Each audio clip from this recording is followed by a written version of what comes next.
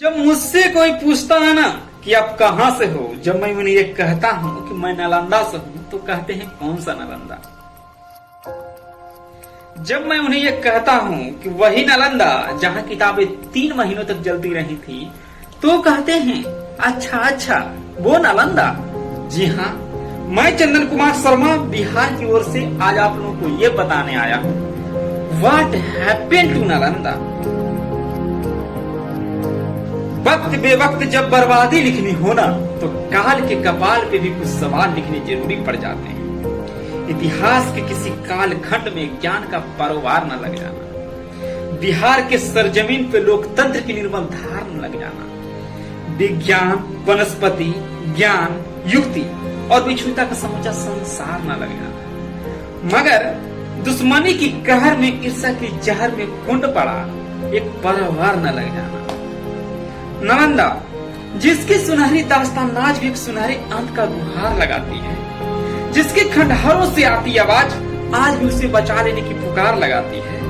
सवाल ये नहीं कि इतिहास के पन्नों को टटोलते समय उंगलियां कांपती क्यों नहीं है, सवाल ये भी नहीं कि सहिष्णुता और स्वीकारता का राग अलापते अलापते विध्वंसता का बिगुल किसी ने सुना नहीं। शायद सवाल ये भी नहीं कि गैरों को गले लगाते लगाते अपनों की बेरुखी का दर्द किसी ने समझा ही नहीं। जिस भारतीय संस्कृति की हर धरोहर को किसी पुस्तकों में समेटे हुए किसी विश्वविद्यालय ने किसी काल के जाल में फंसकर अपना दम तोड़ दिया, सवाल ये है कि ये मंजर किसी को दिखा क्यों नहीं। जिस गौरवशाली शिरोमणि मगध साम्राज्य के सबसे बहुमूल्य धरोहर नालंदा विश्वविद्यालय दिन दहाड़े किसी लुटेरों की भेंट चढ़ जाती है, सवाल ये है कि ये इतिहास किसी ने पढ़ा क्यों नहीं। शायद पढ़ा होगा, लेकिन जिस इतिहास को पढ़कर हमें अपने हिंदुस्तानी होने पर गर्व हो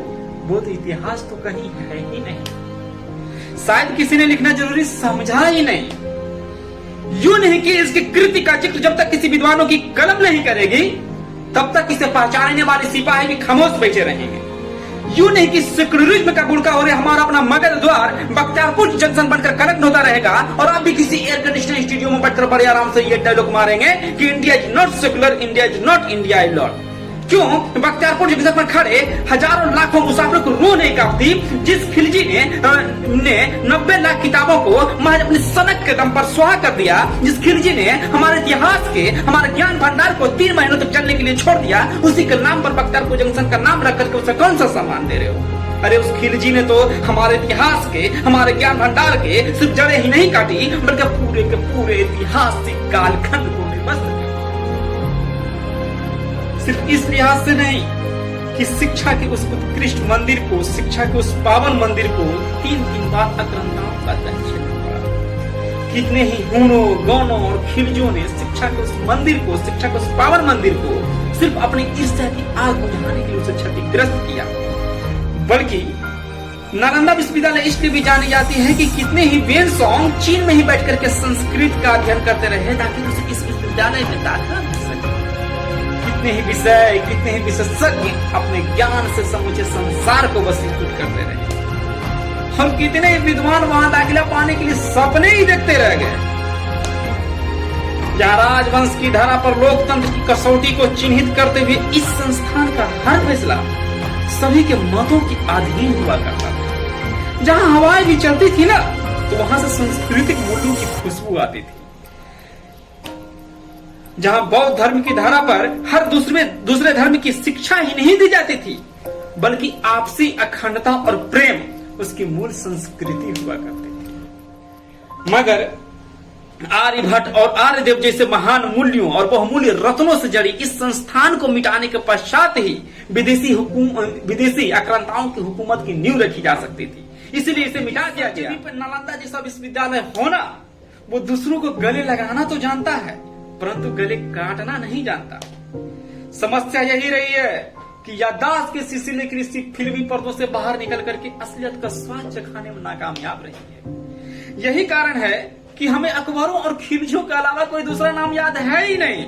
आती है तो केवल वो आवाज जिसे यह कहने में रत्ती भर भी समय नहीं लगाती कि इंडिया तो इंडिया इसे ब्रिटिश साम्राज्य ने बनाया। लोग कहते हैं ना कि नफरत की जमीन पर अगर सल्तनत की नींव रखी जाए ना तो मोहब्बत करने का मायने बदल जाते हैं वो मजबूरे, बदल जाते हैं वो इतिहास। जहां दिल्ली की गद्दी पर काबिल हर बादशाह इस मातृभूमि को मातृभूमि नहीं समझा है तो सिर्फ जायदाद। इतिहास के किसी कालखंड में दफन नालंदा विश्वविद्यालय आज बिहार के किसी कुंड में पड़ा अपने स्वर्णिम इतिहास की गाथा कहता है। अगर ये ऐतिहासिक वृत्तांत के अलावा आज कुछ है भी तो कहीं इसे सुनाने में सेक्युलरिज्म ना बुरा मान।